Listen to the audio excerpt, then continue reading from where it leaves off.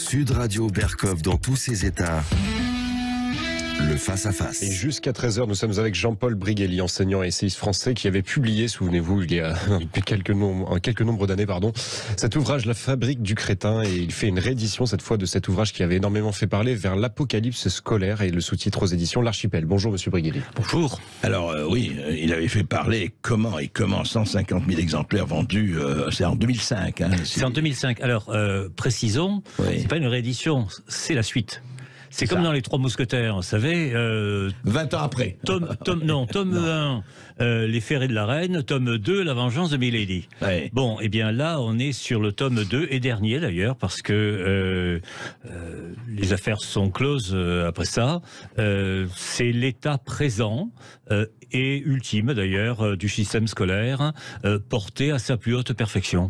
Alors justement, Jean-Paul Briguelli, parlons-en. Donc, je rappelle 45 ans d'enseignement, 45 ans d'éducation nationale. Vous racontez comment vous rendez votre tablier, mais après avoir fait tout ce que vous avez fait, et on va en parler vraiment, et c'est passionnant de dire ce que doit être l'enseignement, ce que vous avez fait, un certain nombre de vos collègues aussi.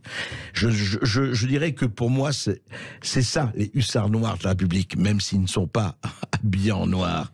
Mais la question que je voudrais vous poser, est-ce que depuis 15 ans, le crétinisme a augmenté de façon ou exponentielle ou géométrique ? Exponentielle, naturellement pas. Il a augmenté. On a actuellement sur les bancs de l'école la génération Z. C'est Z comme 0. Vous voyez, mais c'est à ce point vraiment ? Ah oui, c'est terrifiant. Mais qu'on soit bien d'accord, je le dis surtout à tous nos auditeurs qui trouvent que le niveau baisse, etc., etc. Croyez-moi, ça a été pensé, ça a été voulu de très longue date, pas par des individus, mais par le système lui-même qui avait besoin de ce type d'école. Eh bien là, voilà. Pourquoi il avait besoin de ce type d'école ? Alors, vous renvoie. Alors, vous avez d'un côté des preuves directes. Les preuves directes, c'est la conférence de Lisbonne en 2000, 99-2000, qui détermine qu'il faut 90% de gens à culture nulle et 10% de cadres. C'est écrit noir sur blanc. Comme ça, c'est 90%, oui, il faut raconter. 90% de consommateurs. Consommateur, vous savez bien, est un mot qui commence mal, à tout point de vue. Certes. Et pour que ce soit énoncé en 2000, il fallait que ce soit sur les rails bien avant. Bien avant. Donc je suis remonté aussi loin que j'ai pu. L'apocalypse a commencé, c'est une apocalypse lente, ça se fait pas, c'est pas un tsunami. Ça a commencé 63-64. Sous De Gaulle. De Gaulle s'en fichait de l'école. De Gaulle pensait que ça avait continué comme dans sa jeunesse, quand il était dans des écoles privées religieuses dans l'Est de la France. Avec l'uniforme, etc. Voilà. Ouais. Lui s'occupait du régalien, etc. Pendant ce temps, il y avait des ministres. Alors, j'imagine que vous êtes allé au ministère de l'Éducation nationale, vous avez cet escalier avec toutes les photos des ministres, vous regardez, vous en connaissez une dizaine. Une dizaine, je vous assure. Les autres, vous vous dites, mais qui c'est ? Bon, ça n'a aucune importance. C'est pas le ministre qui commande, ce sont les bureaux. En l'occurrence... L'administration. L'administration. En l'occurrence, qu'on appelle la DGESCO, la Direction Générale de l'Enseignement Scolaire. D'accord. Et en 63, qui dirigeait la DGESCO ? C'était un certain René Haby. Ça me rappelle, nous viendrons à bout de l'habit. Voilà. René Haby, qui était déjà l'homme-lige de Giscard d'Estaing, qui venait d'entrer, ou qui allait entrer dans le gouvernement. Tout ça, c'est le bloc européen qui est dans le dos de De Gaulle. Je dis bien dans le dos de De Gaulle, puisque ce sont eux qui vont le faire basculer lors du référendum de 69. Ce sont des gens qui sont les continuateurs de Jean Monnet. Jean Monnet que De Gaulle traitait d'agent de la CIA. Oui, il y en a d'autres. Bon, et donc ce sont eux qui organisent ça. Ce sont eux qui organisent ça. Un truc tout simple. René Haby, à l'époque, donc, organise une commission, qui s'appelle la commission Rouchette, pour déterminer quel est le français que l'on doit apprendre à l'école. C'est une question qui semble bizarre quand même. Hein. Vous ou moi, on a appris à l'école une langue qui était au fond une langue littéraire, parce que la langue française, même à l'oral, est une langue éminemment littéraire. Absolument. Bien, ils ont décidé que ce serait la langue orale telle qu'elle se parlait. L'ultime avatar de cette décision, ça a été il y a 3 ou 4 mois, lorsqu'un député En Marche, je ne sais vers où, a dit que l'exemple type de la langue française était Aya Nakamura. Voilà.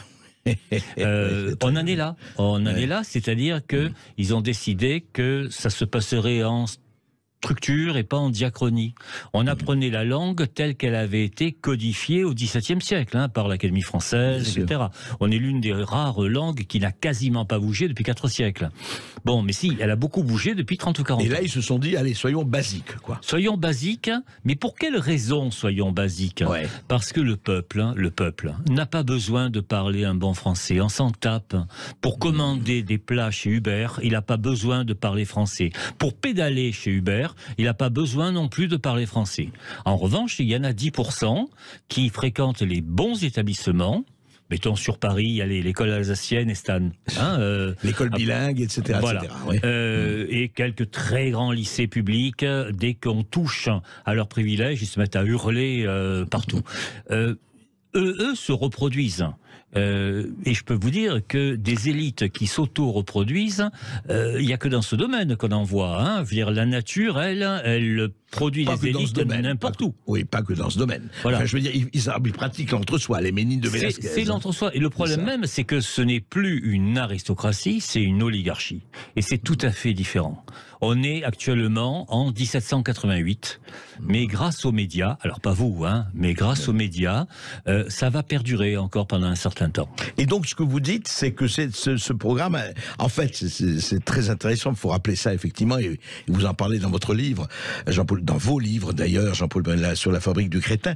C'est-à-dire, en fait, on l'a sciemment voulu en se disant, voilà, il y a une partie de la population, on n'a pas besoin de s'occuper d'elle, qu'elle arrive à manger et se fournir, effectivement, chez tel ou tel, ça suffit. Et puis l'élite, c'est nous, on va la fabriquer et l'auto-perpétuer. Et on va lui donner le RSA, le RMI, le salaire universel, un canapé, une télécommande et des pizzas surgelées. Et donc, à l'école, ça a été appliqué comment ça ? Et à l'école, ça a été appliqué au moment où le même René Haby se retrouve ministre de l'Éducation en 1974. Et là, ils arrivent au pouvoir, ils y sont, et dans les mois qui suivent, ils sortent 2 décrets. 2 décrets qui se suivent à 3 mois d'intervalle. Le premier, c'est ce qu'on appelle le collège unique. C'est-à-dire que tous les enfants, quel que soit leur niveau, se retrouvent tous ensemble en 6e. Et 3 mois plus tard, le rapprochement des immigrés et de leurs familles. Regroupement familial. Oui. Ce que l'on a fabriqués, ce sont des classes dont le niveau allait forcément baisser, puisqu'on allait y intégrer, enfin, c'est pas du tout de leur faute, qu'on soit bien clair, on allait y intégrer des gosses qui ne parlaient presque pas français. C'est ça. Et on s'aligne sur le plus malhabile, vous le dites dans votre livre. On s'aligne forcément, sinon on le largue immédiatement. Si un certain nombre d'élèves n'arrivent pas à sauter, on baisse la corde. En quelque sorte. Et on a fait ça en permanence. Alors, je le dis aux parents, aux grands-parents, vous êtes réjouis lorsque votre enfant, l'année dernière ou l'année d'avant, a eu le bac. C'est pas terrible quand même d'avoir eu le bac là, 98,5%. Même Poutine n'a pas osé, vous voyez, avoir un score pareil. Et, et puis on leur dit aux enseignants, haussez la note. On a des consignes absolues pour ne mettre aucune note en dessous de 8 et pour remonter les moyennes en commission au moment du bac. Voilà. Consignes officielles. Ce sont des consignes tout à fait officielles. Elles étaient officieuses vers la fin des années 90.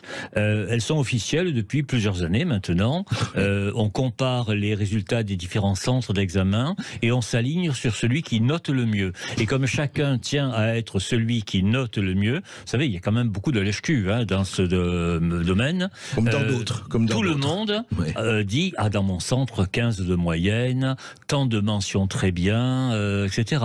Je vous le dis en vérité, les mentions très bien d'aujourd'hui ne valent rien. On le sait parce qu'on les voit arriver en classe prépa scientifique, par exemple, ils avaient 21 sur 20 de moyenne, je vous assure, c'est vrai, ça existe. Hein, on peut avoir le bac avec plus de 20 de moyenne. Mais on a que des génies. On se retrouve juste, c'est lumineux ce que vous racontez, Jean-Paul Cribelli. On se retrouve après une petite pause, à tout de suite. Ici Sud Radio. Les Français parlent au français. Les carottes sont cuites. Les carottes sont cuites. Sud Radio Berkov dans tous ses états.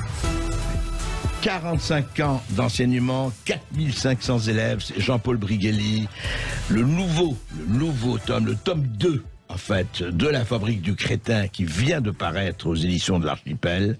Et effectivement, beaucoup de choses, et on a commencé à parler de la manière dont ce système s'est mis en place. C'est intéressant parce que on ne comprend rien. C'est comme pour la guerre, c'est comme pour le reste, si on ne remet pas en perspective les choses.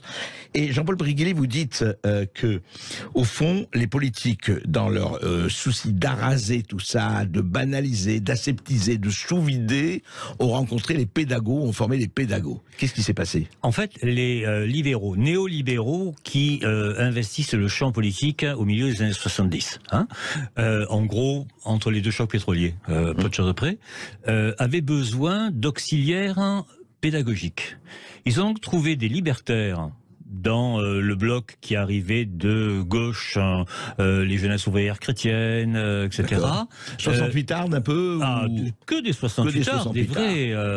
Il n'y a pas plus collabo que les 68 ards, en fait. Hein, et qui leur ont fourni les armes pédagogiques pour arriver à leur fin. Comment ça marche, les armes pédagogiques? Eh bien, l'enseignement tel que nous l'avons connu, André Berkoff, c'était un enseignement vertical. On se taisait, quand on se taisait pas d'ailleurs, on en prenait sur le bout des doigts, et on recevait un enseignement. Terminé. Maintenant, ça se passe de façon horizontale, on discute ensemble, et c'est à l'élève de construire ses propres savoirs. L'enfant roi. Réforme Jospin, 1989. Pareil, lorsqu'on sort une loi, c'est que les conditions sont déjà en place pour que cette loi fonctionne. Bon, qu'est-ce que ça veut dire construisent leur propre savoir? Ils sont alignés sur le modèle de Pascal Blaise. Hein. À 8 ans, il avait retrouvé tout seul les 12 premiers principes d'Euclide, pas moi ni vous d'ailleurs. Hein. Donc ils se sont dit, tous les petits-enfants peuvent faire la même chose. Tous sont Mozart, tous sont des génies. Tous sont Mozart, tous sont des génies. Alors, comme ça marche pas quand même, hein, on a tout descendu, de façon à ce qu'ils soient Mozart de la racaille, en quelque sorte, de façon à ce qu'ils soient des génies par le bas. En même temps, on a modifié les programmes de façon à ce que les parents, salauds de parents, ne puissent plus aider les enfants. Sauf bien sûr ceux qui sont dans les bonnes écoles dont le Figaro vient de dresser la liste il y a 2 jours là, et alors là on est dans l'entre-soi général. D'ailleurs vous savez très bien qu'on est intelligent à partir du moment où on habite dans un endroit à 13 000 € le mètre carré. Voilà, c'est une règle sociale. C'est la moindre des choses. Oui. Les pédagogues donc ont créer les conditions, et puis surtout, ils ont inventé un système de formation des maîtres qui s'est installé à partir de 1991, toujours Jospin au pouvoir. Les IEFM, les SP, les INSPE, ce sont les mêmes qui sont en permanence et dont l'idée générale est d'empêcher véritablement une transmission des savoirs. Il s'agit de faire éclore les compétences. Et le jeu entre compétences... Le savoir n'a plus lieu d'être, la transmission. D'ailleurs, à côté de savoir, maintenant, on met des mots. Il y a savoir-faire, il y a savoir-être, etc. Vous savez, c'est un peu comme l'amour. Quand on vous dit « je t'aime », bon, ça va, c'est bien. Si on vous dit « je t'aime bien »,« je t'aime beaucoup »,« je t'aime à la folie », c'est beaucoup moins satisfaisant. Eh bien, le savoir-être, c'est effectivement beaucoup moins satisfaisant que le savoir tout court. Parce que immédiatement, c'est au passage d'ailleurs, c'est dans le style collusion droite-gauche, les compétences, c'est Fillon, ministre de l'Éducation, qui les a mises en place. Hein. C'est-à-dire, les nullités parlent aux nullités. Là, il faut être bien clair. Bon, le système avait trouvé Fillon, il était assez content, et puis c'était pas assez, ils ont trouvé Vallaud-Belkacem par la suite. Alors là, le cataclysme était final. Et juste, qu'est-ce que vous dites de Blanquer, là, en les mots? Alors Blanquer, le malheureux, c'est Jekyll et Hyde, Blanquer. C'est-à-dire, d'un côté, il a de bonnes intentions. Par exemple, il distribue les fables de La Fontaine aux élèves qui sortent de CM2. Il dédouble les classes de CP de façon à ce que... Mais il n'arrive pas à imposer, sauf sur Paris, où ça a été expérimenté en grand, une méthode alpha-syllabique pour apprendre à lire et écrire. La responsable du SNUIPP, le principal syndicat de professeurs des écoles, dit il fait du caporalisme, etc. Espèce d'imbécile. C'est la seule méthode qui marche véritablement avec ceux qui n'ont pas de background culturel chez eux. Ouais, voilà. C'est fou. Jean-Paul Briguelli, en tout cas, on va revenir là-dessus, en tout cas, dans les mois et dans les semaines à venir avec vous, parce que l'école, c'est fondamental, et ne pas comprendre qu'il faut remettre ça sur sa tête, comme Marx avait remis Hegel sur la tête, sans comparaison. C'est très, très, très important, mais lisez La Fabrique du crétin, qui vient de paraître, parce que l'apocalypse scolaire, elle est déjà là. Et si vous voulez savoir où vont vos enfants, comment ne rien apprendre, ne rien savoir, et comment il faut lutter contre ça, lisez ce livre.